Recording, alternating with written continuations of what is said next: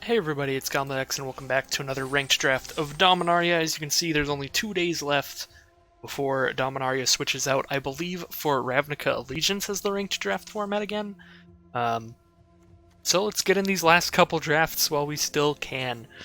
So this rare is very strong. 4 Bear's Blade, 3 mana for a equipment. It equips for 3 mana to give the equipped creature +3/+0, Vigilance, and Trample, and when the equipped creature dies, you get to automatically attach 4 Bear's Blade to another creature you control. So this is just a very strong card that can fit into basically any deck. So I think it's going to be a pretty easy pick here. There are other strong cards in this pack, but nothing like insane. I think both of these white common creatures are pretty good. I like the Trapper a lot, I like the Courser a lot. Other than that, Growth from the Ashes can be cool. Memorial to Unity worked pretty well for us. Last draft, and I'm not like a major fan of Garna or Lingering Phantom, but they both have the potential to give you a decent amount of card advantage. Garna bringing back all of your creatures that died this turn, and Lingering Phantom bringing itself back over and over. So, decent pack overall, but I think it's pretty easily just going to be that Blade. Alright, pack 2, we have Karn's Temporal Sundering as our rare, which is a card that I like a lot. I really like any card that says take an extra turn after this one. People do not like it when I play Blue and Commander, because I'm one of those dicks that enjoys cards like Time Warp and Time Stretch and stuff like that. But at least I'm the kind of player that, like, if I'm going to start doing that, it's because the game's over. So, anyways, let's talk about Limited. Karn's Temporal Sundering in Limited is not quite as potentially strong as extra turns can be in Commander, but it still is a pretty good card. It gives you a whole lot of tempo if you manage to have a legendary permanent out to cast this thing. Because you get to bounce one of their non-land permanents, so presumably whatever the highest mana cost permanent they have is, and you take an extra turn to hopefully kill them, but at the very least just untap all your lands and draw a card. So it's a card that I like a lot just because I like taking extra turns, but it is a lot of mana with the downside of you having to have a legendary creature out to cast it, so don't know how good that is. Grun's a pretty good card, just a big old beefy creature. Fire Fist Adept can be good in Wizard decks, but you really have to draft around him for him to do a lot. And then we just have some decent commons. Gideon's Reproach and Syncopate are removal-ish cards. Deathbloom Thallid is just a great creature, as is Keldon Raider. So I'm going to be a little bit of a dork here, and I'm just going to take Karn's Temporal Sundering. I don't even know if we're going to end up playing it. Probably not. But I like this card. I just like that card too much to not grab it on the off chance I get to play it. And if I don't get to play it today, I at least get to play it in Constructed. So yeah, moving on in this pack, we have Davenant Trapper, one of my favorite common creatures. That might just be my pick here. It goes really well with 4 Bear's Blade, because 4 Bear's Blade is historic and is very good when you are playing an aggressive deck, which is very similar to Davenant Trapper. It's just a very good card in an aggressive deck.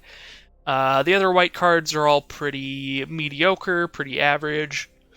In blue, we have Merfolk Trickster, which is fine, and Deep Freeze, which is removal in blue, which is kind of hard to come by.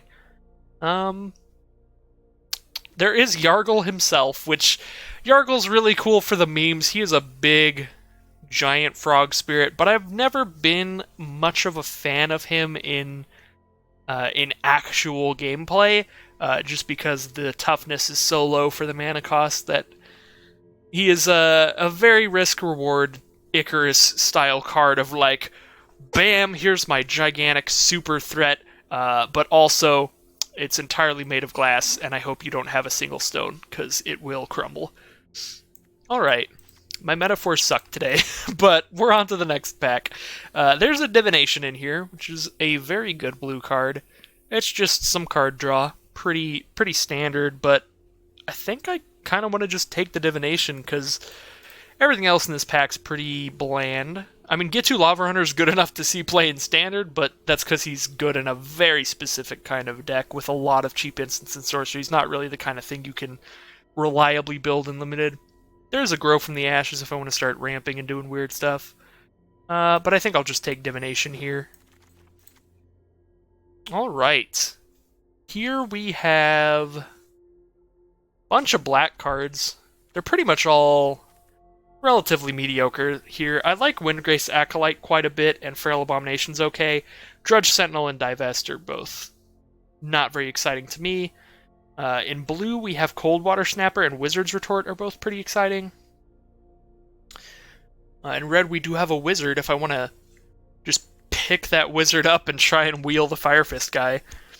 And maybe try to move into like blue-red Wizards or something. I do already have 3 3-mana cards here, but I don't want to take like another gigantic card if it's not super good, because I already do have 1 6-mana card. I think, in general, limited decks have a lot more room for middle mana costs like 3 mana. That's not something we have to be super concerned about having a whole bunch right now. I mean, Banalish Honor Guard might actually just be the best pick right now, just because it goes the best with the Forebear's Blade. We need a deck with a decent amount of little creatures to start throwing this blade onto to make it a decent threat. And if I just start taking a deck that's heavily focused on blue with a bunch of stuff like Wizard's Retorts and just instants and sorceries and not a lot of creatures, this blade might not even be playable in our deck, and I think it's a strong enough card. We should be drafting around it at least a little bit here, so I'm actually just going to take the creature that I can throw the blade onto. Here we have a Whisper is cool. Not really in blue or white. I think this card's pretty exciting in like black-green when you have a bunch of Saproling tokens to sacrifice. So not something I'm really looking at right now. But it is a cool card worth mentioning. I think I'm just going to take Opt. I think every limited deck in blue is just always going to be better with Opt than without Opt. It's never a pick that you can go wrong with. So I'm just going to take the Opt, because literally all this card does is make your deck more consistent. Because just for 1 mana, it's such a low cost, just being able to sift through and just be like, do I need a land or a non-land right now? And if it's a land, scrying it away and picking up something else. Or just scrying to whatever you need is nice. Those were words. That made sense, right? This pack kind of sucks. Alright, I mean, we have the 6 mana 5/5 Trampler, 2 mana 1/3 that untaps our artifacts, and that's like it. We just have dorks. Adventurous Impulse. Alright, there's an Adventurous Impulse in green, but I don't think I'm going to be playing green. We saw in our last limited deck or green-black deck, this card can be really good, just letting you grab whatever you want the most out of your top 3. It's like a green Ponder, which is pretty cool. But yeah, the rest of these cards suck. Let's just take the... I don't feel like a 6 mana 5/5 is like that crazy, but I don't think we're super likely to be running a 2 mana 1/3, especially when we're probably going to be playing white, and white does have a lot of good 2 and 3 mana cards. So I think we can be pretty sure that we'll have something to cast at our cheap mana costs.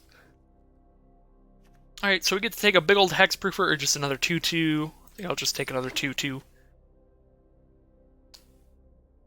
I am mildly concerned about getting this blade equipped. Not really a fan of the blue-white cards here. Dub's okay.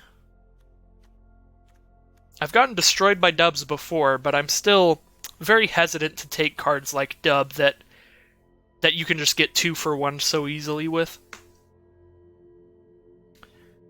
But at the same time, like, the only other cards to take in here are a 3 mana 2/3, which is just very unexciting, and a 5 mana 4/4 that doesn't do a whole lot unless you really want to trigger stuff that activates when you cast historic stuff, which I don't think is very likely. I think I'll just take a Dub and throw it in the sideboard for now.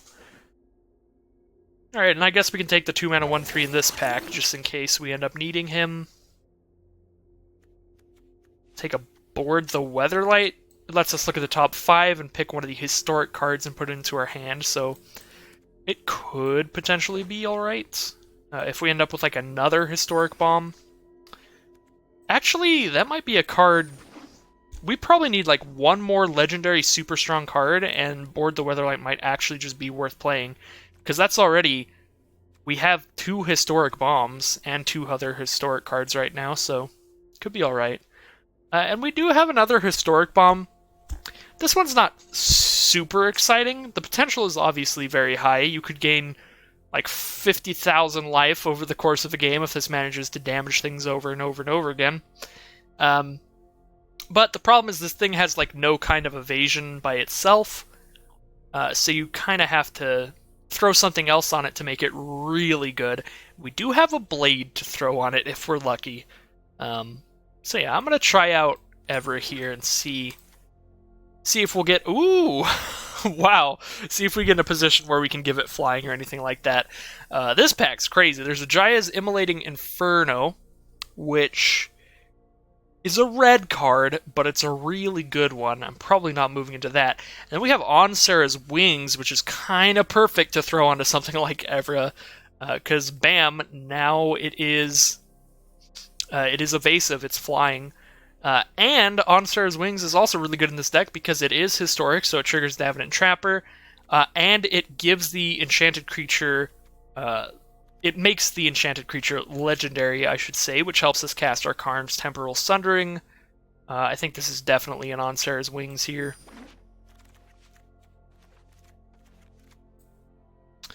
Alright, this pack is a lot less exciting for us. There's an elephant and a runner, and that's basically it.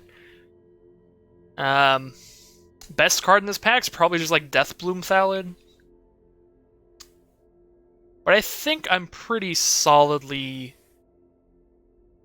planning on going Azorius at this point. I guess our blue is really just a couple draw spells and like 1 bomb, so maybe we could like have a backup different like second color here. Like we just throw all the white cards in, and then like we could swap colors here. I mean, nothing in this pack is strong enough to swap colors for though, but I guess I can make people happy and take your boy Yargle. since I passed up on him before. Frogman is here just in case we want to move into black instead of blue. We will see. I think definitely we're seeing Deathbloom Thallid just flying around right now, so black does seem relatively open. And I think I am just going to take a Deathbloom Thallid here, because once again, the white and blue cards in this pack are not very exciting. So I'll take a Deathbloom Thallid, and maybe we are on the Yargle train.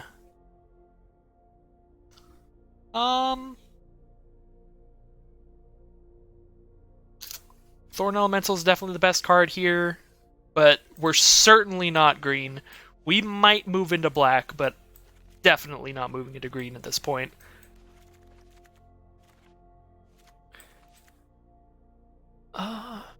Yeah. I'm going to take the Adamant Will, because it'll go into our deck if we're white-blue or white-black.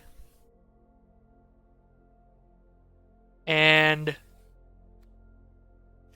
yeah, these blue cards are both fine, but they're nothing like super exciting. So I will just stick to white here for the most part and keep our second color a little bit open. Sylvan Awakening is another pretty strong green card. But we can't really take it. I guess I'll take the Artifact guy again. And wow, that's a really late Llanowar Elves. Dang. That feels bad. I definitely should have moved in on green instead of black. But I will take a Cabal Paladin. We have a lot of historic stuff to drain them some life with that guy. And a very late Yavimaya Shepherd as well as nothing in white. Just take a giant Slinvoda that I'm never going to be able to cast, but it's still cool. Pick up a charge. I'm probably not playing charge, but if it comes to it, I could. Same with Navigator's Compass. I could use Navigator's Compass to play white, blue, and black. If I pick up like another copy, that'd probably be not that bad. So it's a fine late pick there. Alright. Well, We do have a mythic rare in blue, however, it's not that great. I mean, this can double one of your removal spells if you have an instant or sorcery removal spell, but I actually don't have any. So by itself, this does literally nothing right now. Like, I could double Divination for like 7 mana, which is cute, but not that insane. And I only have one other wizard, so while that is a mythic rare, I don't think that it's really good enough to be played here. I think this is a hard pack. There are a lot of great cards that we could take here, because there is Eviscerate, which is just solid, just like perfect removal, actually. Then there's a Call of the Cavalry for putting out some threats. Icy Manipulator, which is just an absurd card, because for 1 mana, you can just keep tapping down their biggest threat. So, like, if you just keep tapping down, like, their 3/3 early game, and then all of a sudden, like, when they play some kind of bomb, you just keep tapping down the bomb instead.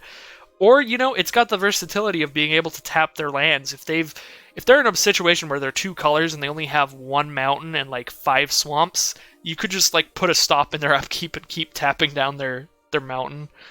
Yeah, Icy Manipulator is just a classic, absurd card. And there's another Onsar's Wings, which is really cool. I think I'm actually going to take the removal here. I have just none. I have 0 removal, so this is a pretty boring pick, but I'm definitely taking Eviscerate here. I think it's very needed. Alright, a bunch of good cards again. We have a Torgar, which is a lot of mana. He can reduce his cost by sacrificing some creatures.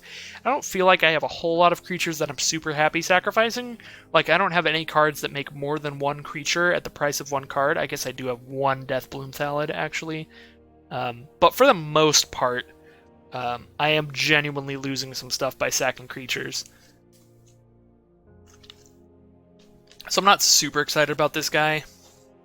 He also doesn't have any kind of evasion. He's just a 7/6 that messes with people's life totals. I think I'm just not going to worry about him.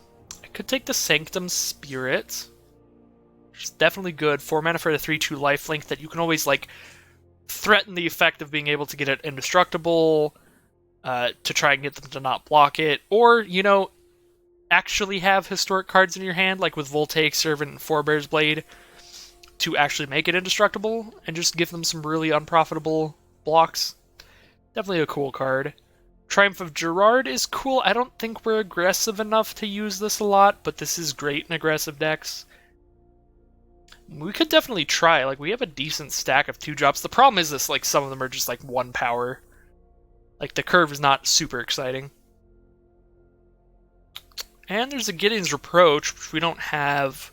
We literally have Eviscerate, and that's it for removal, so it might just be Reproach. Yeah, I'm going to take Reproach here. Ooh, Settle the Score is kind of perfect. Just exile a creature. It's basically the same thing as Eviscerate, except it exiles the creature instead. Since we don't have a Planeswalker, we're not getting any other value out of this, but this card's just so much better than the other cards that we'd play here. It's a very easy pick. Alright. Well, we have Deathbloom Thallid, Stronghold Confessor, or Pegasus Courser, and a Windgrace Alkalite. I like all of those cards a lot. I think I'm going to roll with the Thallid here. I mean, I don't really have a lot to say about that pick. I think it's just my favorite out of those just for this deck. I just like Deathbloom Thallid a lot. It's a cool dude. Can take a Skin Witch and turn one of our Voltaic Servants into a Skin Witch, which is just strictly better for our deck.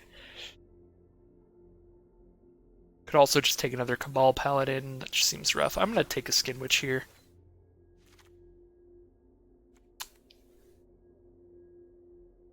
Charge at Arms could be good.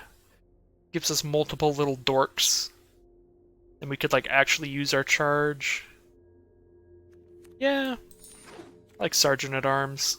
I like the Skin Witch too, but apparently there's just Skin Witches everywhere, so I can just take one this pack instead. There's also Final Parting, but I'm not insanely excited about that in our deck. I guess it... I feel like most of the time Final Parting is literally just going to grab us a removal spell in this deck. Which isn't, like, the most exciting thing you can do with it. I'm just going to take a Skin Witch. We have a Sarah Disciple, I suppose. There's this Tome that I'm definitely not playing. Well, that I'm probably not playing. Valid Omnivore. I don't know why my mana costs are all messed up. They're not, like, auto-sorting.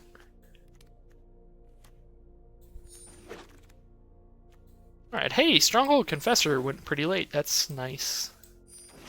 That is very nice. Alright, I gotta build this deck. I'm not super happy with this, but I don't think it's as bad as it looks on at first glance.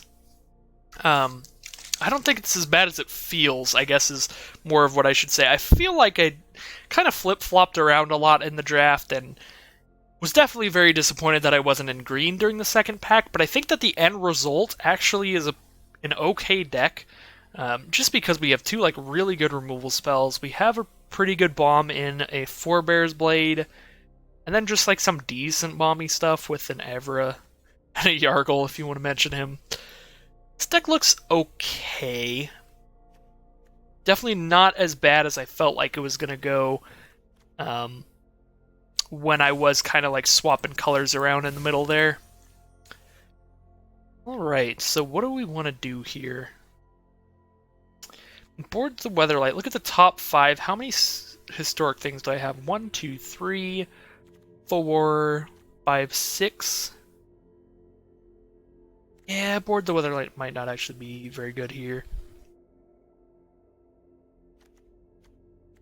If we're taking Board the Weatherlight out, we can probably just take these servants out too.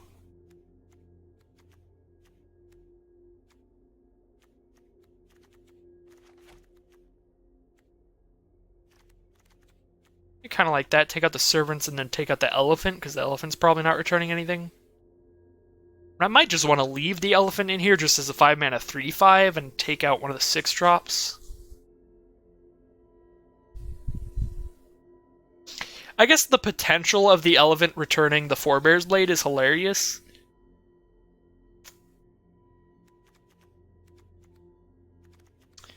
And I don't really want 3 6-drops, so I guess I'll keep the 5/5 Death Touch over the 5/5 Trampler. It's probably okay. Yeah, now let's pick our lands. What do we got in terms of good artwork? We're not on Ravnica right now, we're on Dominaria, so is there any like great Dominaria artwork? Ooh. I mean, Sarah's Sanctuary. We could also just use the archways, which are pretty dorky, but I like them. I like the lands that are like themed between the different colors as well. Like when they do a whole cycle of basics. Oh, there's the Swamp Gate. It's really small on that one. It's kind of hard to notice. But the little way up on those steps in the background is the little arch. Alright, we'll use the Mark Pool lands. And we'll see how we do. My current record in Dominaria is 3-3, followed by 7-1. So if we want to keep things like average here, this is the 0-3. This is the 0-3 right here. If we're going for exact even.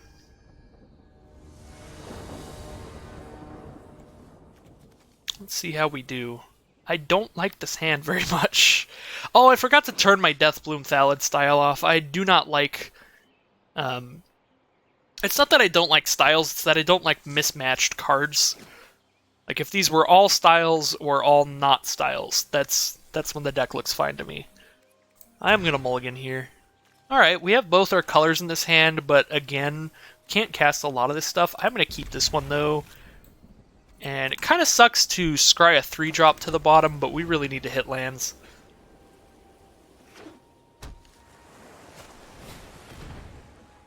Alright, immediate opt from our opponent.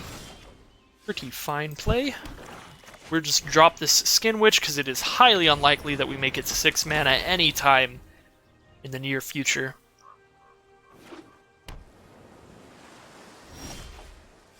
Alright. Play the Stallid boy, I guess. Ooh, am I about to get Essence scattered? Is that even in this format? Oh, Syncopate. Well, that's rough. Just exile my Thallid friend. Guess it is kind of cool that I did the Thallid before the Blade, though. Blade's probably... I mean, Blade's definitely a stronger card. I don't know about for this game, though, because I don't know if I'm ever going to get more than my Skin Witch on the table. I really don't want to put the wings on the Skin Witch, so I'm just going to attack and then play the Blade. And it's probably getting countered, but we'll see.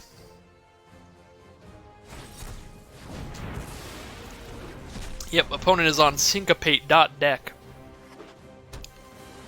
Well, if they don't play anything except for Syncopates, I can kill them eventually with my Skin Witch. Alright, they have 1/3s as well. Alright. Wow, am I dubbing a Skin Witch? Is this where we're at?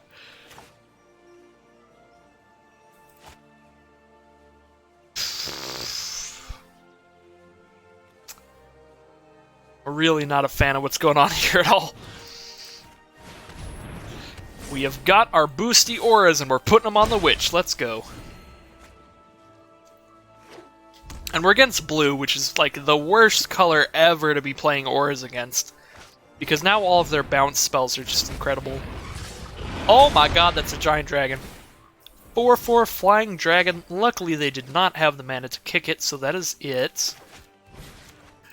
Kind of have to just put all our eggs into one basket here. We have no other plans, except for Skin Witch. All hail Caligo Skin Witch, healer of the realms, vigilant, first striking, flying master of the realms. What are you doing? Okay, they just spammed the auto attack button. I was scared. I thought they might have a run amok or something, but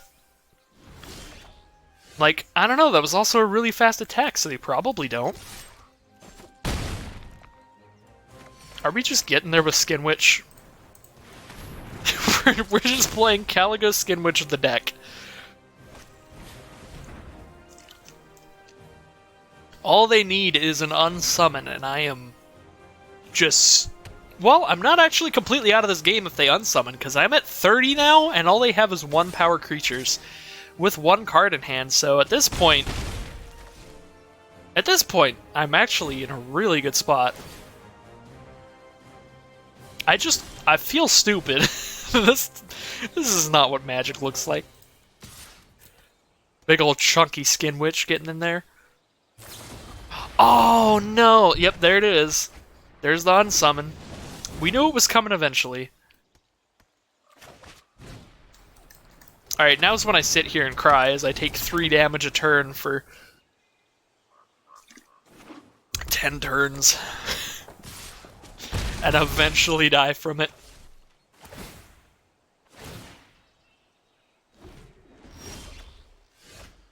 Alright, well we got the elephant. Nothing to return with it though because everything is exiled.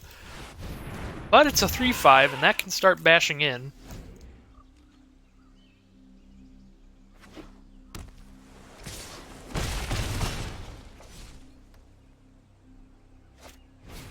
Fire Fist Adept to deal 1 damage? Yep, 1 damage to something.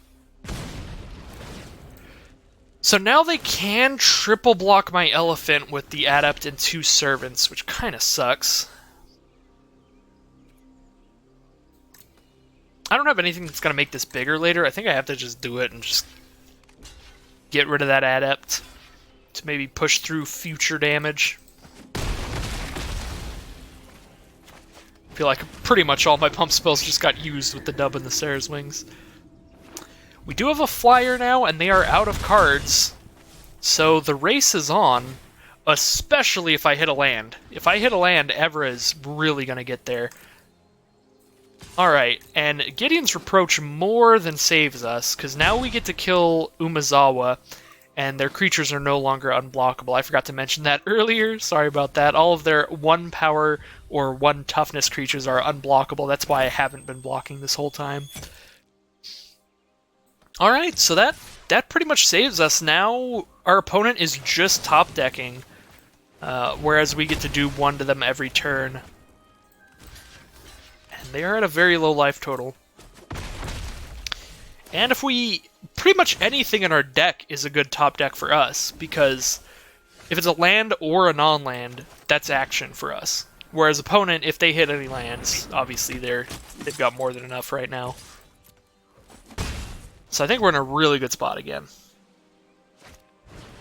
Alright, Naban, Dean of Iteration, copies all of their wizards' triggered abilities.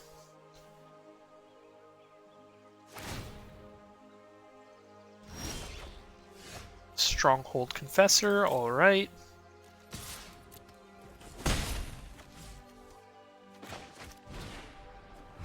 Get out there.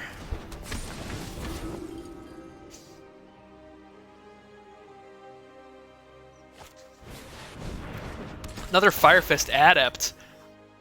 So that's going to be pretty major. That's 4 damage to something? So they can do 4 damage to my Confessor if they want, but I would assume... Yeah, I'd assume they do 2 damage to the Serral Disciple and 2 damage to something else. Just get rid of that flying. Adamant's Will. Alright. That could lead to a little bit of a blowout with the Confessor. We'll see how they block. So 3 damage, so we get to kill the Adept. Alright, so we can't really lead to a blowout here. But we can make sure that Confessor survives. And then they have 1, 2, 3, 4. They still have 4 power. They still just get to kill Confessor next time. Yeah, I'm just going to kill their 3/3 and save Adamant Will to possibly save my Evra. Or something bigger from a worse fate. Well, this is bad.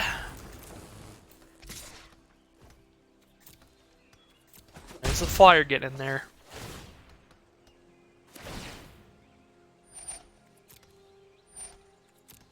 The servants are constantly untapping each other, which is very adorable.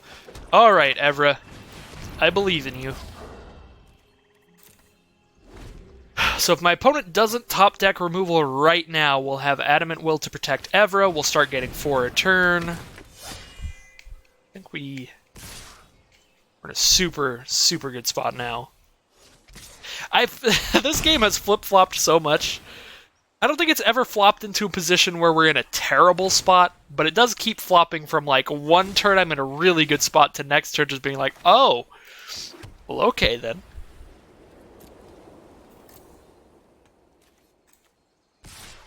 Get in there, Evra. Block with the Keldon Raider. Bam.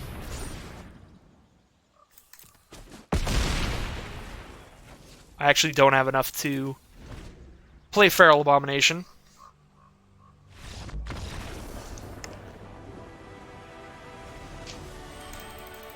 I thought I might have, but since I didn't, I should have probably just used Evra's ability to make sure Evra gets really big.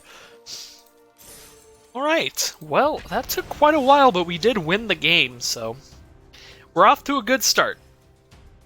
We're not going 0-3, that has been confirmed.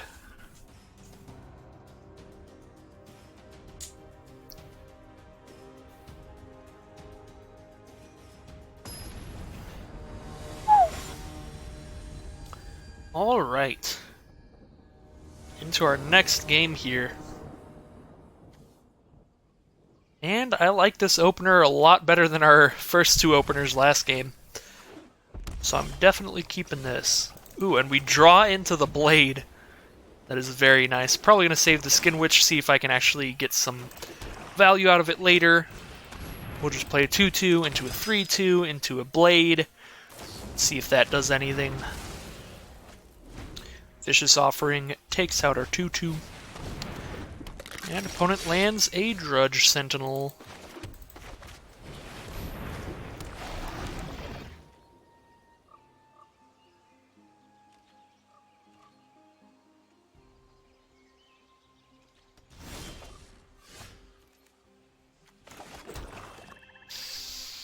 Alright, well, Dub is a pretty risky play here. And not for that much upside, because they just block and give it indestructible anyway. Just don't take any damage, so I'm just going to play the blade first.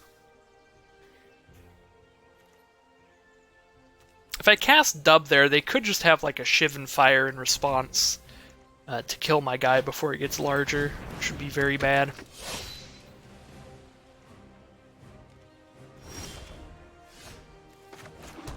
Alright. So we can throw the blade on, or we can throw a Dub on. I'm just going to throw the blade on. Next turn we get to Skin Witch them, make them discard a couple cards. Game's definitely going to be a bit slow.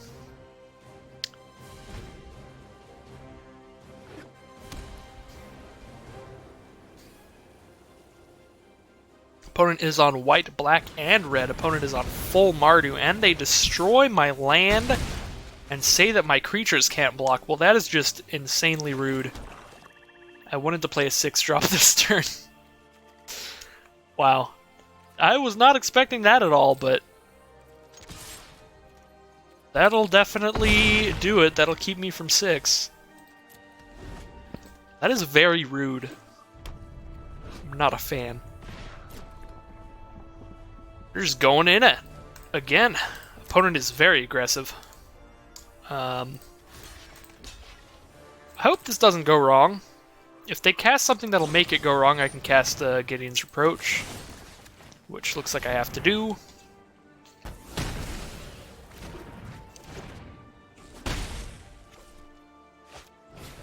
And a Danitha Capuchin, which has first strike.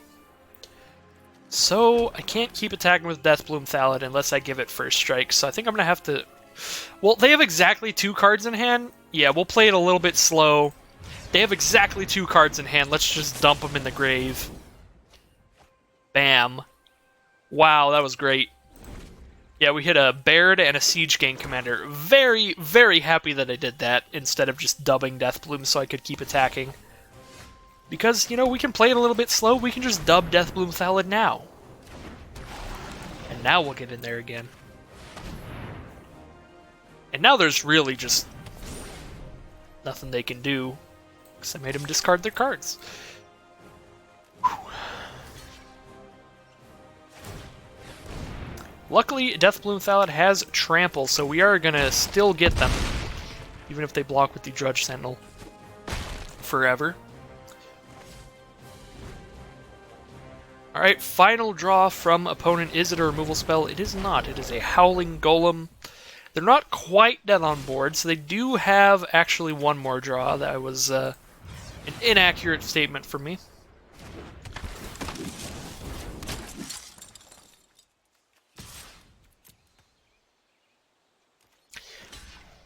But they are very close to dead. They do get 2 more draws thanks to the Howling Golem letting us both draw a card.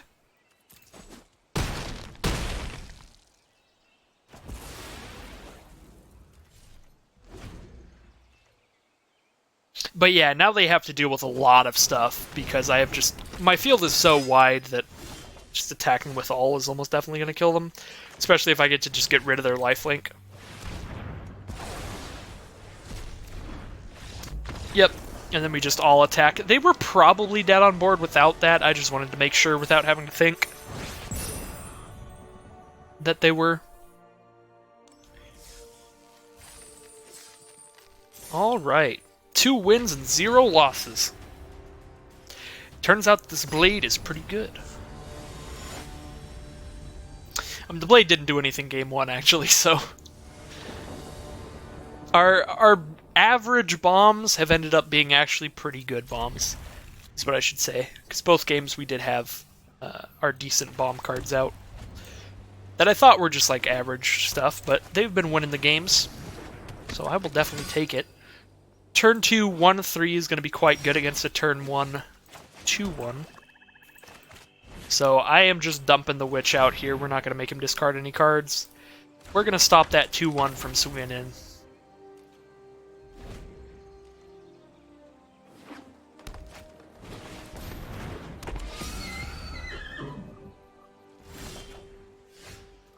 Nothing really to do on turn 3 except save up an Adamant Will. Just in case they really want to kill my Skin Witch.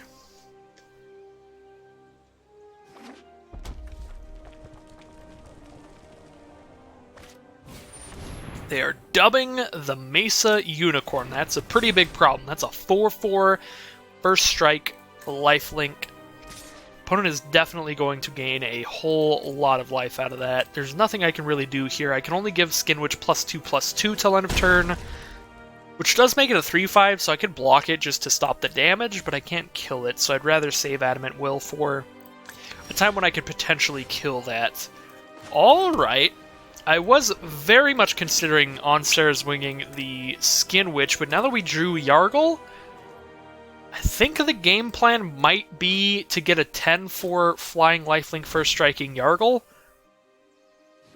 And that might save us from this.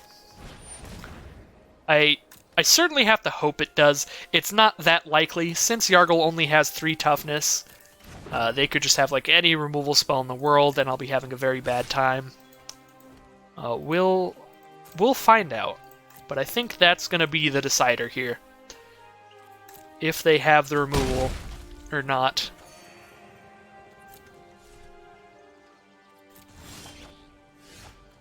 Alright, well, there's a Settle the Score to get rid of that Mesa Unicorn. Could just get rid of it right now, or I can just play Yargle. We're going to play the big place. We're playing Big-Ass Frog Spirit. Let's get there. Let's do it. Go big or go home, as they say. Moment of truth. Are you killing my Yargle? Please do not.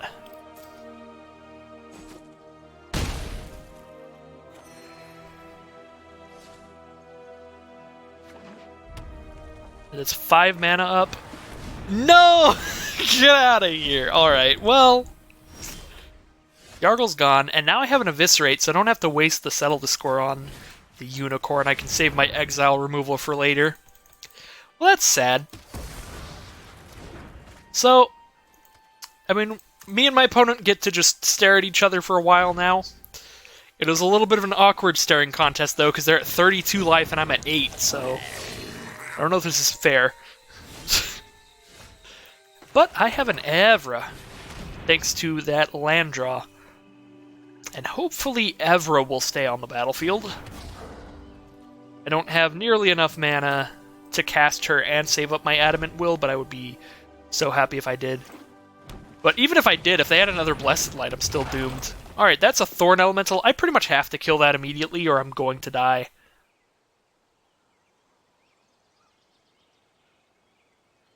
I suppose I could give Evra First Strike, but I don't have enough mana to put the wings on her and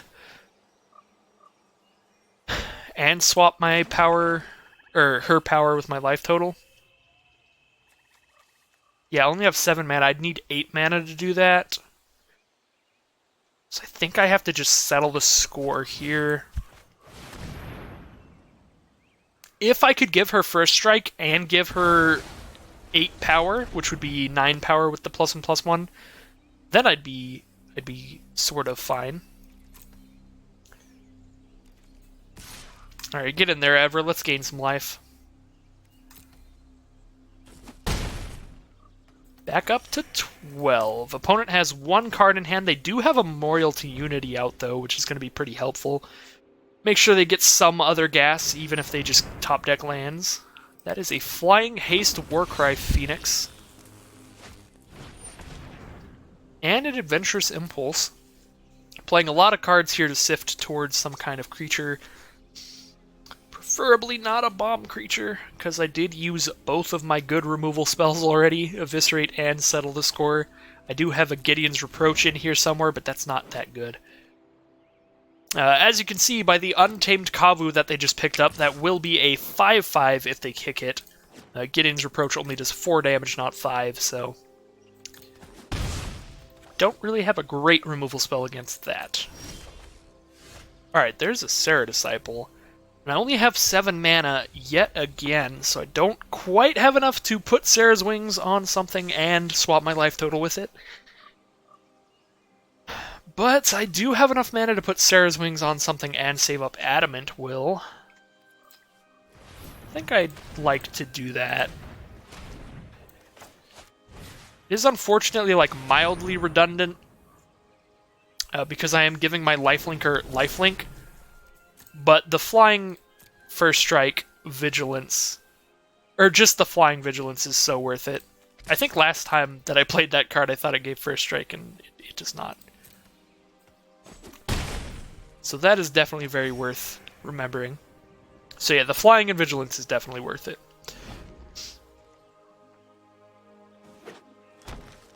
Because now I can block that Phoenix and get in there at the same time.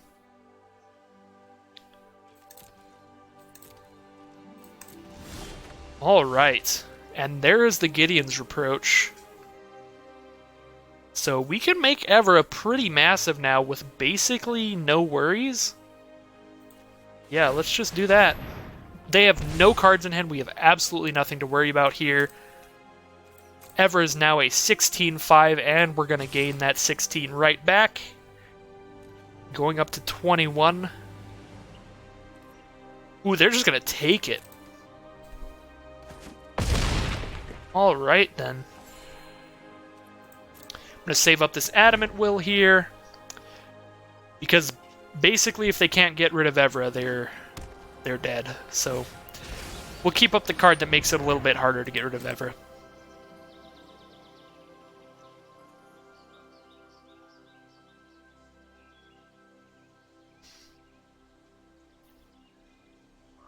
At the very least, if they don't get rid of Evra soon, I'm going to be at like 5,000 life. Not literally, I'll be at 37.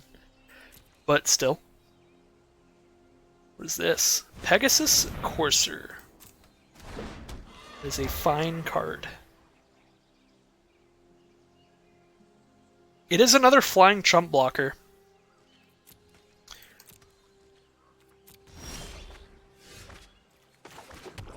But not quite enough flying. Shouldn't have let the auto tapper do it. I need to save up double white there, but that's okay.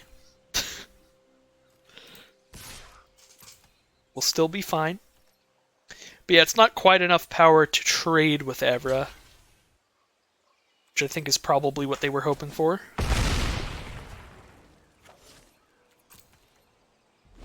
I mean, I know if I were them, I would be hoping for literally anything that deals with Evra, and that is the only thing I'd want to draw.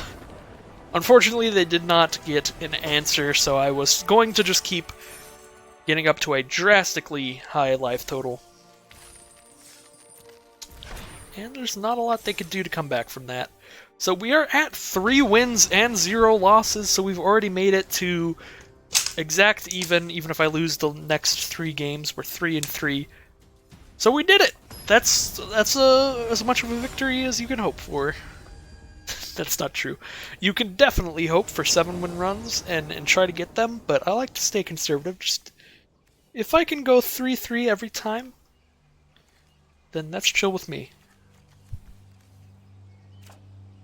Alright, opponent mulligans. I am going to keep. It's not insanely exciting, but I can play some blockers on various turns.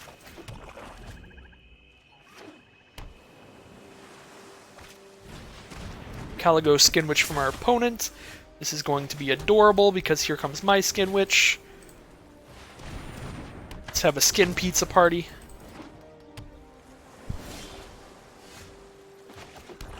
And we'll go Deathbloom Thallid. We're going to play the Deathbloom Thallid here because it can actually attack into a Skinwitch and possibly do something. They're going to mill me 4. The only thing I'm super sad about losing is Eviscerate there. That kind of sucks. Alright. I mean, yeah, just send in the Thallid. Alright, no blocks. Kind of expected it to just play, just trade with the Homerid, but it's cool with me that it didn't.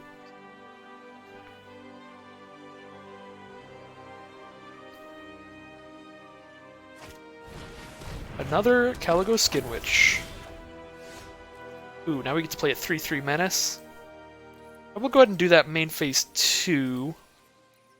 For now, we'll just send in these, and possibly do some action with an Adamant Will here. Ooh. Yeah! Let's do some action with an Adamant Will. Let's eat both of their Skin Witches.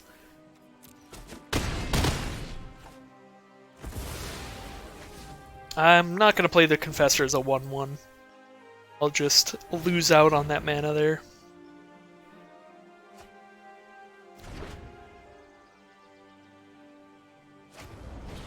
Vicious Offering kills my Cabal Paladin. Alright. I will send in. And then I'm casting a Stronghold Confessor this turn. Now they have no more blockers until they cast something else. So maybe I can actually get in there with these little 1-power creatures for additional damage, and it looks like I can. Which is very cool. Not gonna dub anybody. I think I'm just gonna swing in and then cast the blade.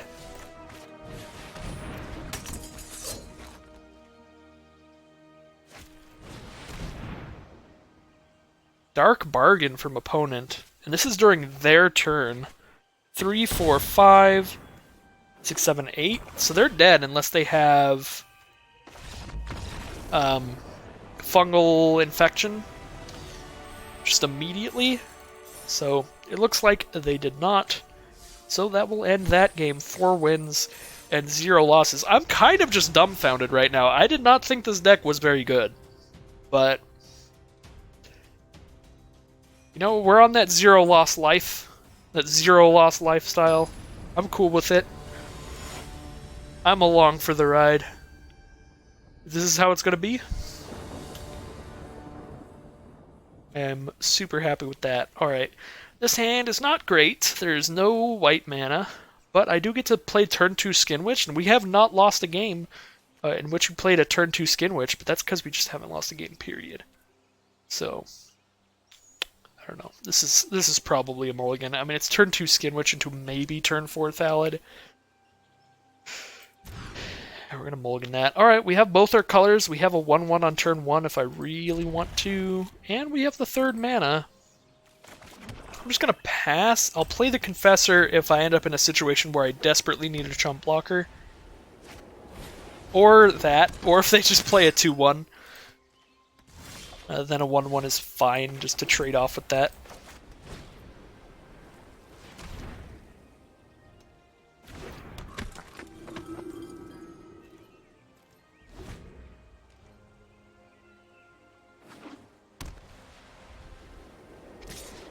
Alright, show me the Adamant Will. Either way, you're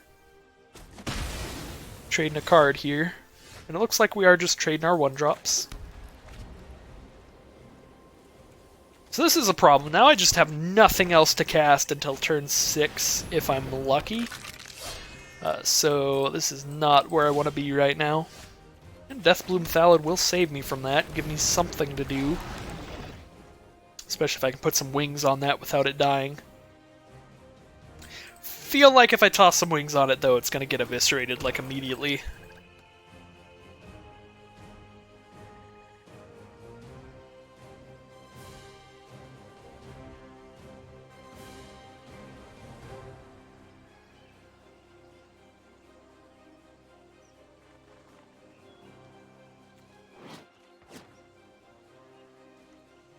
So we're in the mirror match. We are both black-white. There's absolutely no way in the universe I'm blocking that.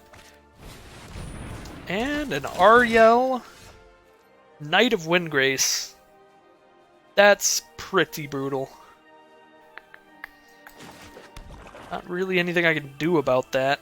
I could just like attack with the Thallid, and then if they block I can get it, but that's just not going to happen. Guess we'll start gaining some life. As much as we're allowed to. Thallid is probably dead this turn, but maybe they just want to make a 2/2 Knight instead. That would be cute. I would accept that.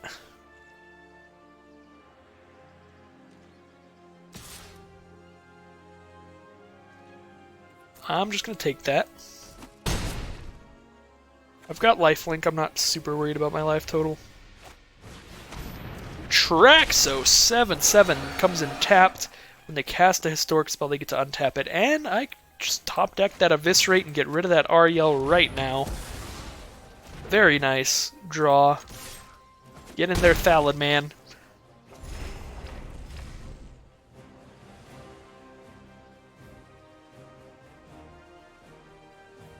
Unfortunately, don't have enough mana to save up the Adamant Will after playing that Eviscerate. That would have been very nice. So if they have an Eviscerate of their own, I don't have any action anymore. And I'm just chilling with a 1/1. But to be fair, I'm not under a whole lot of pressure if they just destroy my Thallid.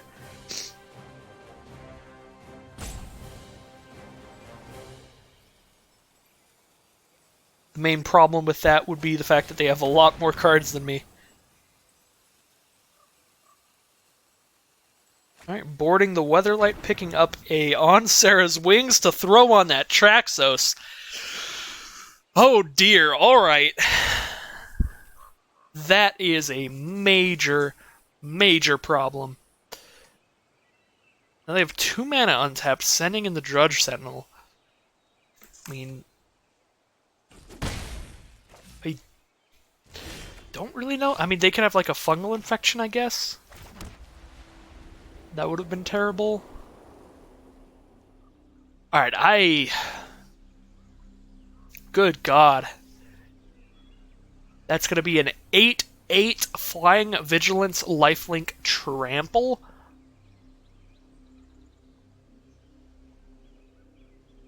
That is just straight up too large to deal with. And they immediately go back to like 16 life. Yeah, that's... I think I'm about to just stone cold lose to that. Just immediately.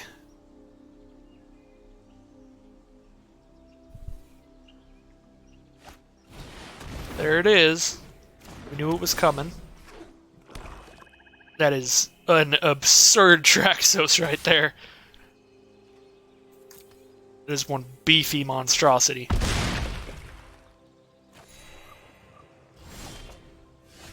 That is not a removal spell. Oh, good lord. Guess I get to send in my Feral Abomination at the least.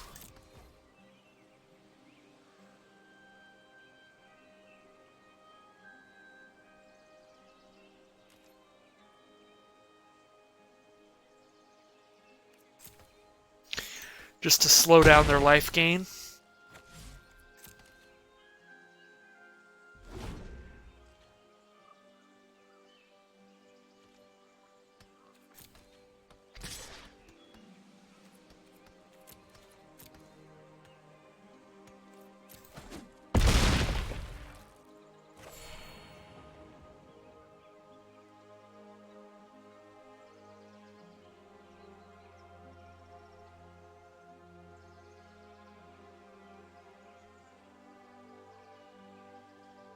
I wonder what else they're gonna do to back this up. Just an Eldest Reborn? Alright. That I'm fine with.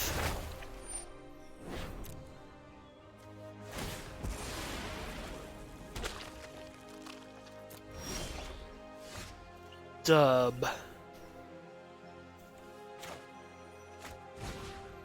Unfortunately, this Eldest Reborn is gonna make me discard my Adamant Will. So I don't really have anything I can do anymore.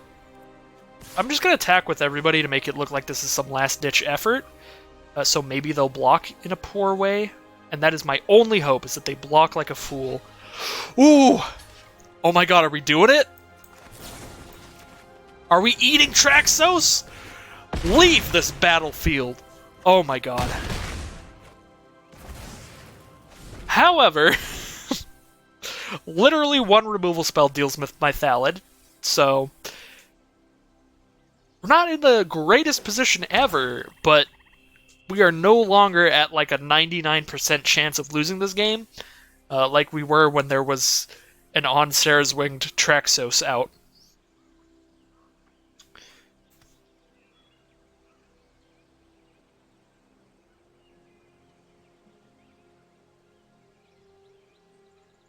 I even got to keep the sapling that I sent in as just like a raw, get in.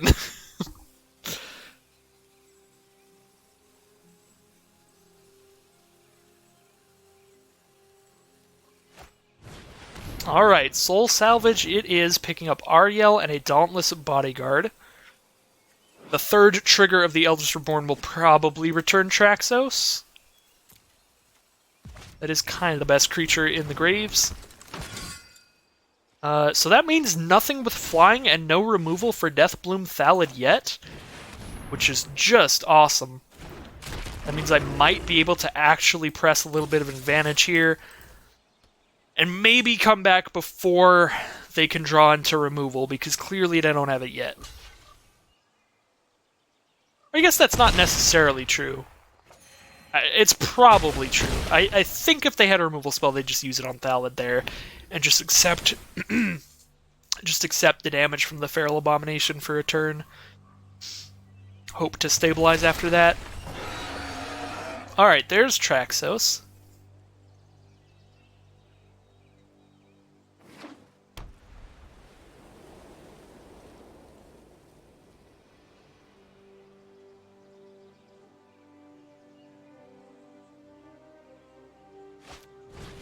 Followed by Ariel to untap Traxos.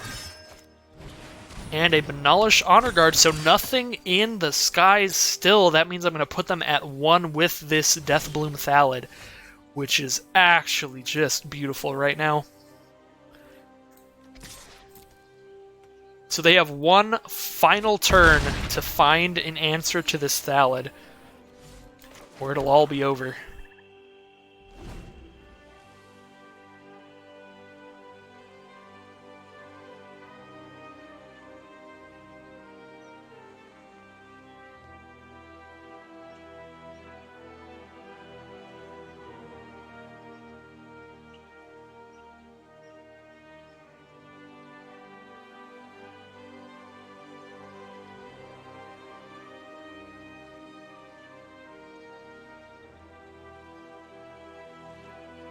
Moving to combat. Sending in with the team. That's what, like 15 damage? I'm just not gonna block.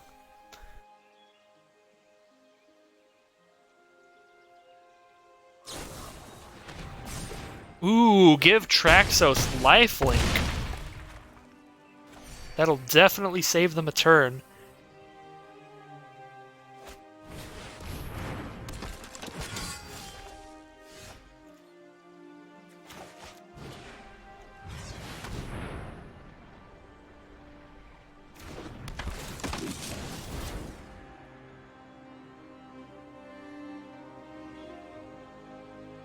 Alright, I'm going to send in with Deathbloom Thallid and Feral Abomination. Because they have to block Feral Abomination and it'll trade with both their guys.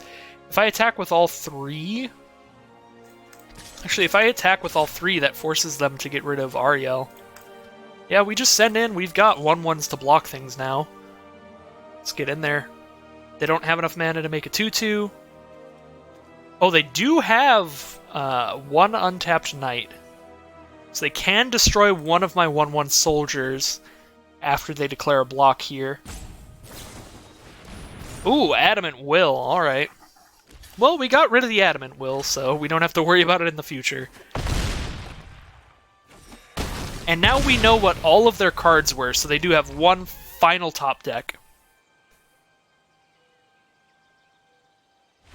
Alright, and the final draw did not get there. Oh my god, that game was insane and stressful, and I'm finally back to gold rank.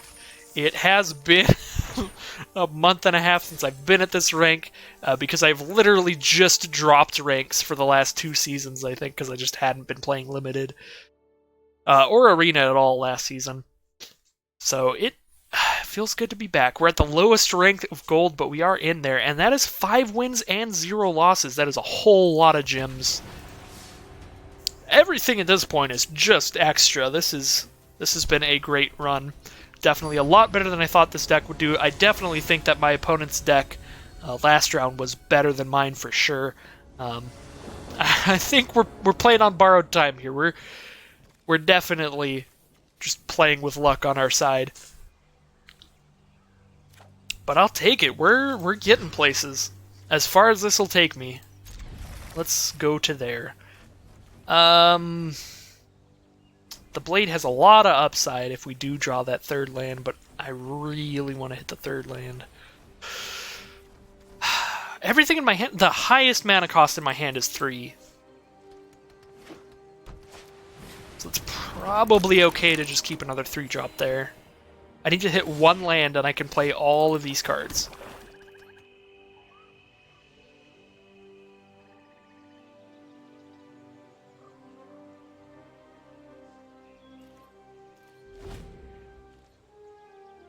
Alright. Opponent has played 2 planes, a Navigator's Compass, and a Mesa Unicorn. They are currently mono-white, with some life gain going on. So I'm going to play this Honor Guard and offer the trade. And accept the trade if they offer it. If they have some kind of pump spell, we'll just get that out of the way for later. Opponent is also on white-black. Here comes a Skittering Surveyor, grabbing a basic. Swamp it shall be. And they do not offer the trade at all. Guess it's time to play out our Thallid. No attacks. We'll just stare each other down, as these things tend to go at the start of the game.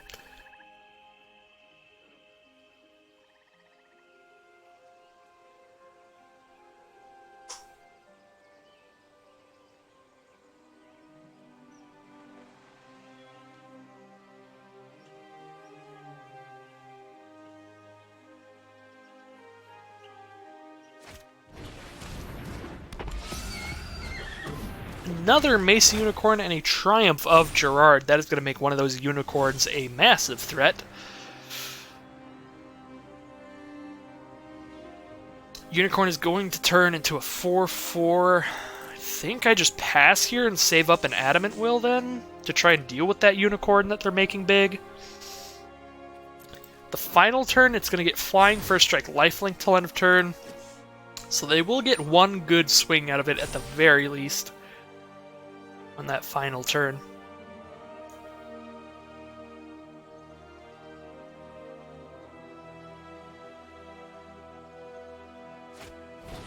Chainer's Torment. Alright. Well, this is bad. They're going to be at a whole lot of life. So the XX that they create is going to be absolutely disturbingly massive.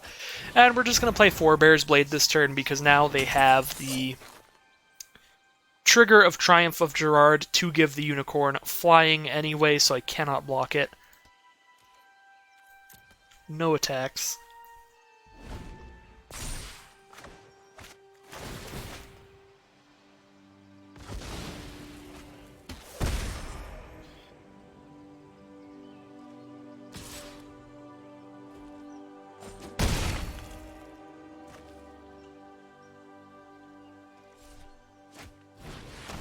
There is a Traxos, Scourge of Krug. If they on Sarah's Wings that thing, I'm going to be a very unhappy camper today. I do not want that horror to ever happen again. That was terrifying. Just absolute primal fear there. Yeah, I mean, this ain't looking good. I'm just going to be honest with you. They're going to have a 7/7 trample, 4/4 lifelink, and a, like, 16/16. So that's just not good. I don't have any good plays here. I can equip a sword to something, or I can play a witch. Or I can save up an Adamant Will. But if I save up an Adamant Will, that's the most obvious thing in the universe. Because I have the blade out, so if I had no tricks, I would just equip the blade. Yeah, I mean, this is just not good. I'm just gonna slap that blade onto something and hope for the best. The thing is, even if I draw one of my removal spells here to try to get me out of this, I can't even cast it because I only have 3 lands out. I don't have the 4th. I do think that keeping that Forebear's Blade on top of with the Scry was very greedy, and it did not pay off at all. And that is Karn himself with 2 non-land cards for me to choose from, so I'm kind of just SOL here.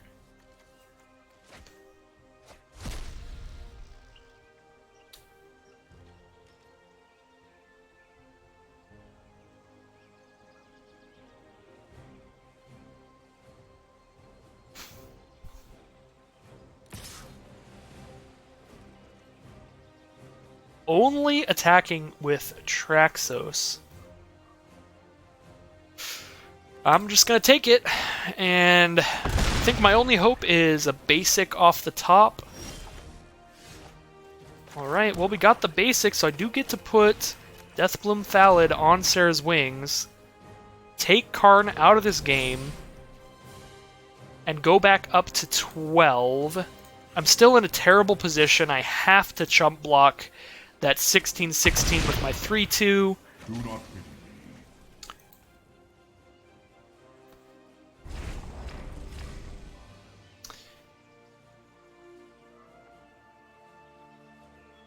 I probably should have just given them the 3/2, but I figured I wanted to give them the card that wouldn't give them any more immediate threats on this board.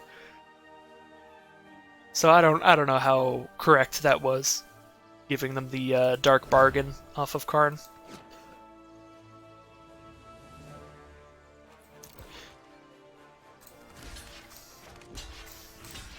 Alright, I mean, if they have a pump spell, they have a pump spell. And I'm kind of just out of this.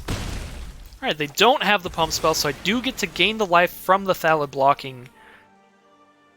And not have the Thallid die yet. They could have Fungal Infection. That would be a very feel-bad moment. Ooh, Mountain. Mountain Shivanfire? Nope. Just Mountain. Alright, we get to keep Deathbloom Thallid, which means we get to gain 7 more life here. We get to save the mana for dub.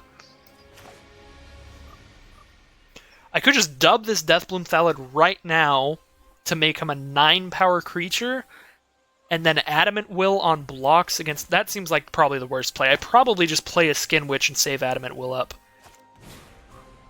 We play the Skin Witch to chump block the 16/16, and we Adamant Will if they attempt to destroy our Thallid.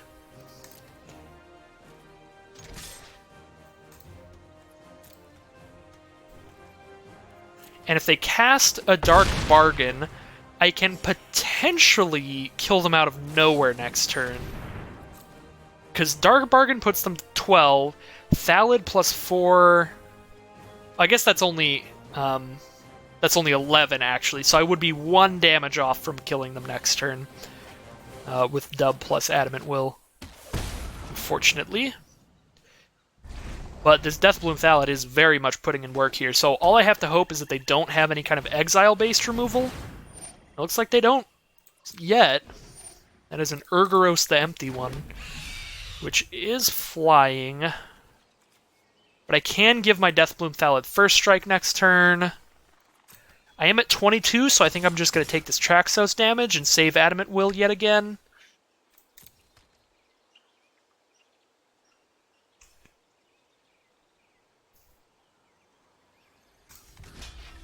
But if I do that, if I don't just Adamant Will to kill this Traxos right now, next turn I have to play a Skin Witch again to chump block the 16/16, so I won't be able to play Dub and Adamant Will, which means I won't be able to attack into the Urgoros.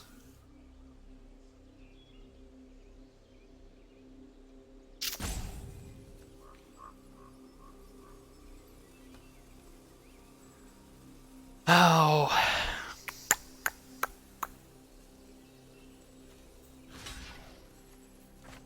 I'm gonna not block Traxos. I'm still just gonna not block Traxos.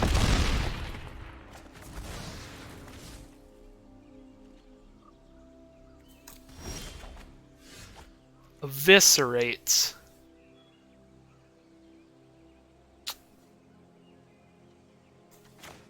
So I can play Dub and play Skin Witch, or I can just play Dub. I think I have to play Dub and Skin Witch, though. Or I can just attack with Thallid and play Adamant Will to kill Urgoros out of nowhere, and then if they don't block with Urgoros, then I don't even worry about it.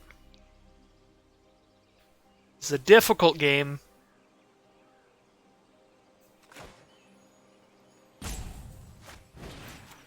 We're going to throw the dub on the Thallid.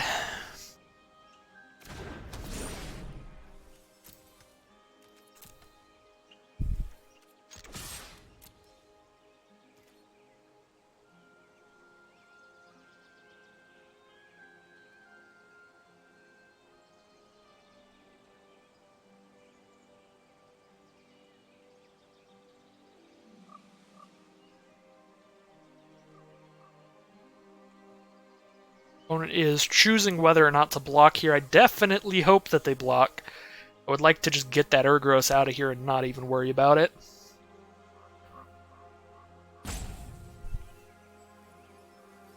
So I'll go up to 24. Then I'll take 16, 17, 18, 19, 20, 21, 22, 23, 24, 25. It's possible I don't have to play Skin Witch, because that's how much damage I would take if I don't block with Deathbloom Thallid. I think I'm just not going to play Skin Witch here, because the only way they have lethal on me is if they untap Traxos. So if they don't end up untapping Traxos, I don't even have to block the 16-16, and absolute worst case scenario, if I need to stop that 16 damage, I can dump this Adamant Will onto Deathbloom Thallid.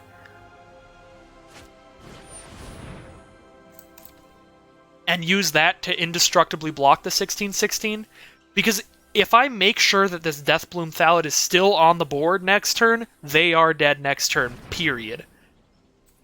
And I think that if this Deathbloom Thallid goes away for any reason, there's absolutely no way I'm going to win this game, because then I'm down to a 1-3 and a 3-5. So I need to play it literally the safest way for keeping my Thallid around, and that is it. That is all I need to worry about, is saving the Thallid. Because that's my only hope. So I'm saving this Adamant Will to my dying breaths. And I don't know if they know that the Deathbloom Thallid has Trample, because they are very dead on board. And Throne Eviscerate to just to be extra sure that they're dead here, because I can cast Eviscerate while still having Adamant Will mana up. Let's see. That's 9 in the air. And they cast the Garna, untap Traxos, but none of their stuff has flying still. So that will end that game. Oh, geez. Another very, very intense game. We're playing Battlecruiser Magic over here. We are just assembling one gigantic Titan and doing everything in our power to protect it. Even if that Titan, like it was in Game 1 or Game 2, I don't remember, is literally just a Caligo Skin Witch. Alright, well, that's 6 wins and 0 losses. We have 3 more games maximum. We have 3 chances to get a single win, and we'll be at that 7-win run. So I definitely hope I can pull that out. That would be a disappointing ending, to be 0 wins all the way to the end and then not make it to the 7-win run. So I'll do my best here. I could play Stronghold Confessor and just be real aggressive. It's just a 1-1 though. I almost never like playing that Stronghold Confessor on turn 1. Alright, Swamp starts it for our opponent, so if they have a fungal infection, yep, there it is. They get to get rid of that Disciple. Alright, we're on black-green as our opponent. With a Saproling Migration, definitely seems like a fungus deck. But it could just be that those cards are good. So they put them in there, even if Saprolings are not their theme. Alright, just getting in there with the 1-1s. Seems to be the plan. We're going to play a Cabal Paladin.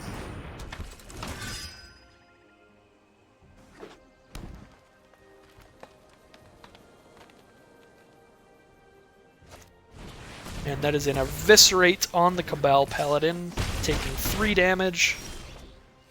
Here's our 5th mana. We're going to play a Yargle and see if he stays. That would be awesome. If he doesn't stay, we definitely want to top deck a Plains. Top decking a Plains would get us right out of this. Then we'd have a 2/3 and 2 1/1s. That's definitely our hope here, because opponent is on mono removal the deck, it seems. Unfortunately, that is not a Plains, so we are in a very bad spot. I think I would rather play Stronghold Confessor as a 3/3 than Sergeant at Arms as a 2/2, because those are literally my only options. I could also just save or approach to kill a single 1/1, but that seems terrible. Alright, perfect, and now we can maybe stabilize since they did not want to attack into that Confessor. Now we get to drop down the Sergeant at Arms, and we have plenty of blockers for the 1/1s. However, they have a lot of mana to play something scary, and that is an Urgoros, which is what I would call something scary. Oops, oops, oops, oops, oops. Do not do that. Do not do that. Alright, so I did not play Feral Abomination there because I'm going to save up this Gideon's Reproach mana. I have to hope that this works. If it doesn't work, I lose this game. Period.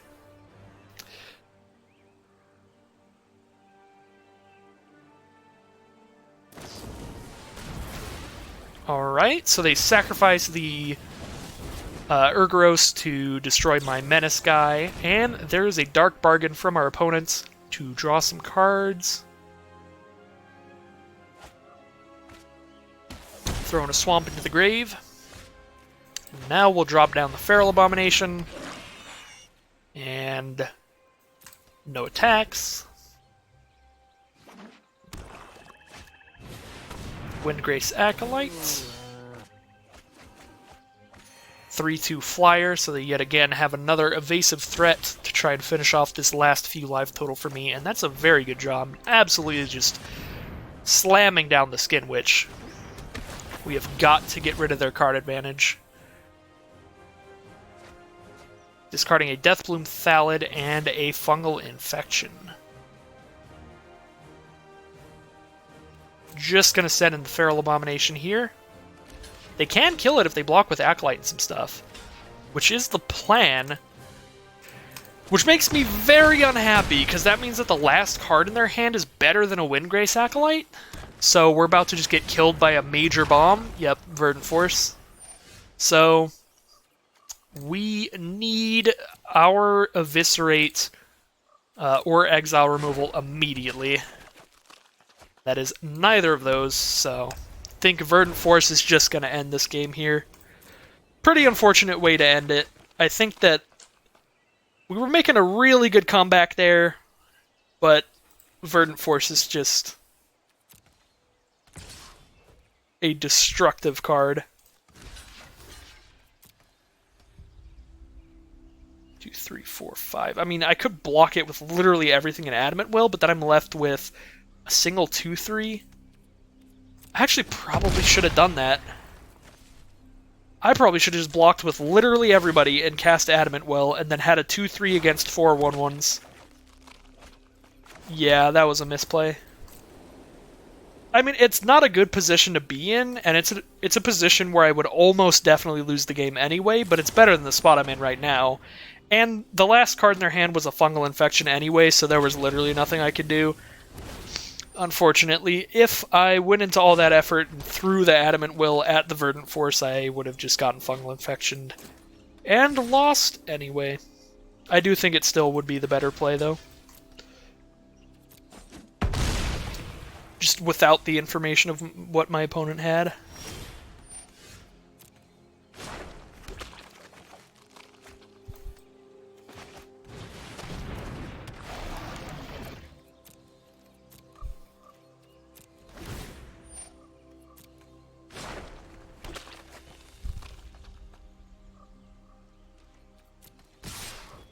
Yeah, I was going to say, I am not sure why my opponent has not started just all attacking at this point.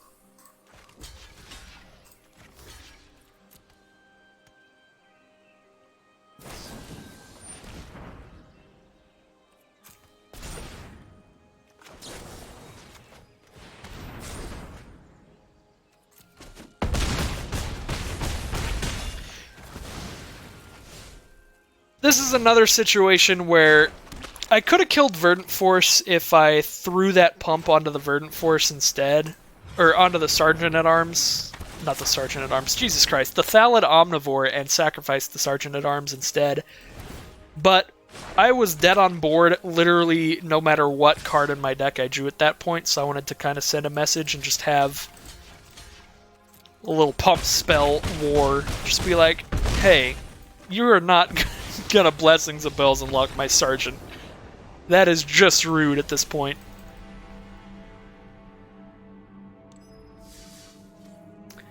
Alright, well that was pretty awful. That was an absolute beating.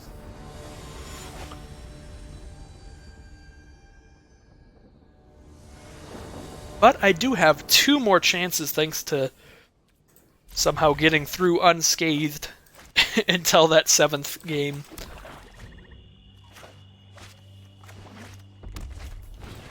Alright.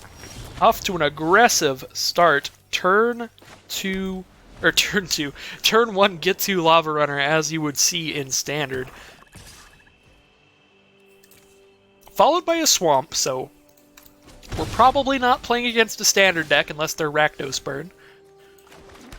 I'm going to play Deathbloom Thallid, because against Red and Black, I feel like they're probably going to have a decently aggressive deck if they're starting with Lava Runner, and probably a lot of stuff like Shivan Fire and stuff like that. That's just going to get rid of stuff immediately. Probably early game removal and stuff like that, so I think that Deathbloom Thallid's just going to be better than Davenant Trapper. Just in case they have immediate removal. Alright, so now we'll play the Trapper. We're going to let Squee get in there for a couple damage if he wants to. I can play this Skin Witch just as something that can block Squee without dying, which is worth mentioning, but I think I'd rather just take the Squee damage for a little bit and maybe get to make them discard a couple cards later. And now definitely get to make them discard a couple cards.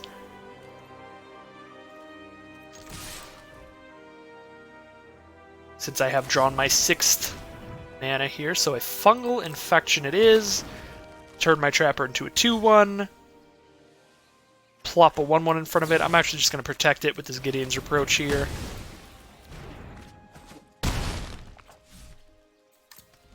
I would like to keep this Trapper.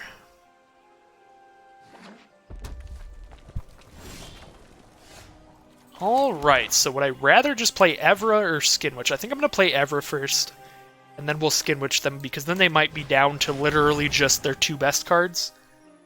So we're going to tap down Squee, get an Evra out, and get in there. Probably have another Fungal Infection or Shivan Fire to take out one of these little guys. Or not. Perhaps they just have an Eviscerate or something they're going to use on Evra here. I would prefer if that weren't the case, but it's pretty likely. And Shivan Fire it is. So, Skin Witch time. They have 3 cards left, so they get to keep 1 card of their choice and discard the rest. Get them out of here. Wow! 2 mountains! Alright, well I wasn't expecting that, and that kind of sucks. So the Skin Witch basically did nothing. And I can't really attack here, because they can just keep replaying Squee. Just as an obnoxious blocker. Luckily we do have a Serra Disciple to maybe start getting in there. If we are just going to be in a little bit of a top deck war, at least I can poke them for some damage before either of us draws into anything here.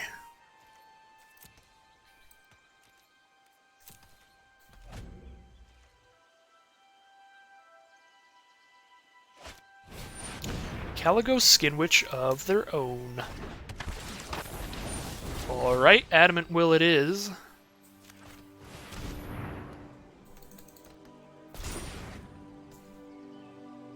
Just make sure they can't attack this turn if it matters. I highly doubt it does, but you never know. Top deck a Sergeant at Arms, that's pretty nice. Just get a bunch of little dudes.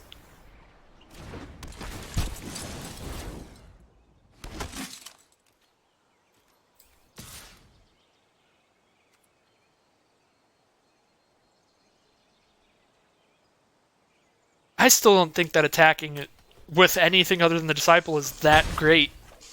Like, I can trade my Trapper for their Lava Runner, and then Deathbloom Thallid trades for Squee, and then they just recast Squee. And then I can't attack with any of my 2 toughness creatures again for, like, the rest of the game. It's like I get one opportunity with them.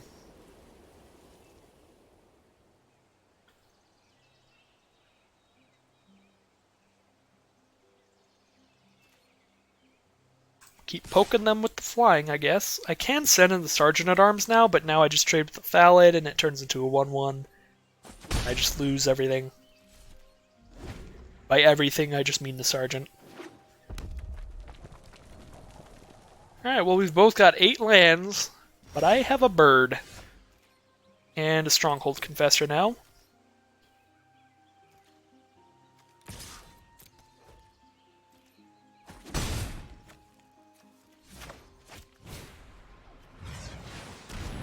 Definitely would love to draw an On Sarah's Wings. That could end this game real fast.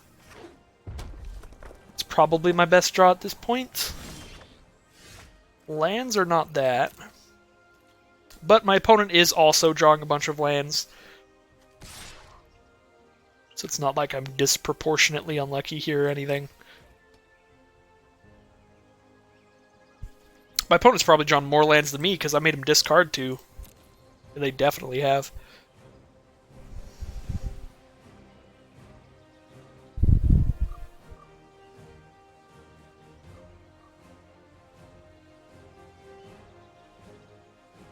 So I think pretty soon I'll be in a spot where if I just attack with all, I'll be able to just get them.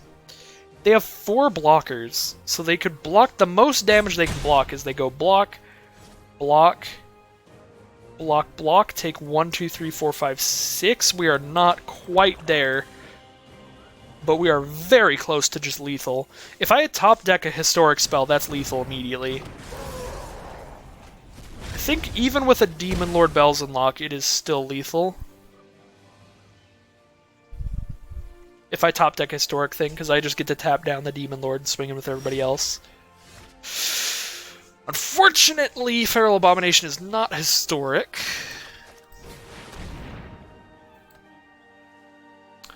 And the Demon Lord drew them a Soul Salvage. Luckily, no creatures in their grave right now, but now trading off any creatures is just terrible for me, so I have to just pass. I'm in a position where I just pass until I top deck Historic Spell, and then I win immediately. Oh my god. The amount at which I win if I top deck Historic Spell is just rising. Exponentially. I might not even need a Historic Spell next turn now. I think I do need one now. So they can block 5 things. So they go block 5, 6, 7, 8. Okay, 1, 2, 3, 4, 5. Block those 5 things. Take 1, 2, 3, 4, 5, 6.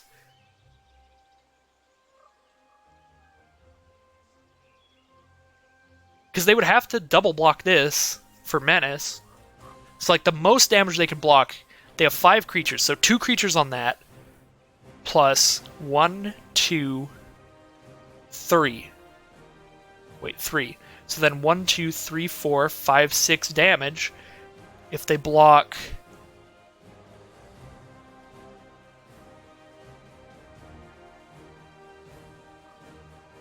If they block with... Just don't block that, they take...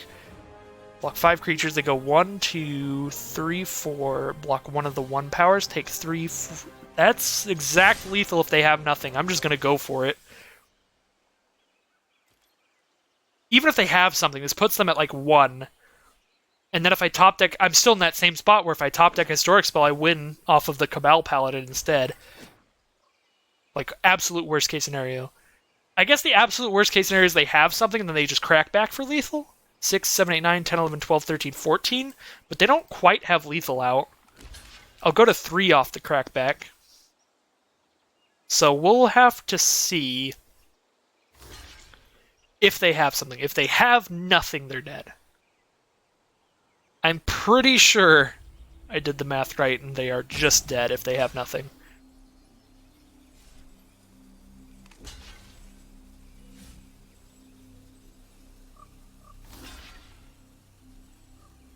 1, 2, 3, 4, 5, 6. That's 6 damage to them based off of this block.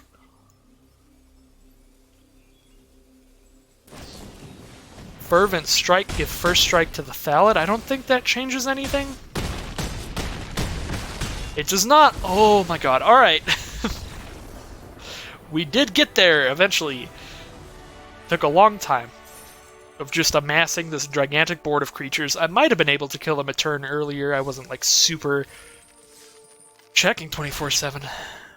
Alright, well, 7 wins and 1 loss yet again. As I did with that Multani deck. Very nice run through a Dominaria. 950 gems, couple booster packs. We'll go ahead and see if we get anything cool here before I exit off the video for today. That is a Mirari Conjecture. Lets you get instants and sorceries back from your grave and then copy them later. And a Black Blade Reforged. Great commander card just because it's pretty cheap to put on legendary creatures. And they get quite large, especially later in the game. Well, some cool cards out of Dominaria there, and a surprisingly good run through the ranked draft. So thank you everybody for watching. I will be back again soon. As I've said before, I'm not entirely certain what soon means anymore, which is why I say soon instead of tomorrow like I used to. Because it's not going to be every single day, but pretty often. So I'll see you again soon. It may be more one last Dominaria. This might be the last Dominaria. I'm not sure if I'll have time for another video tomorrow. But I will definitely see you again sometime soon. Soon. Actually soon, not soon trademarked. I am making no sense right now, but I appreciate you for watching, and I'll be back again with more content for you to enjoy at some point in the future. I'm just not going to say soon, because soon is confusing me for some reason. I'll see you then.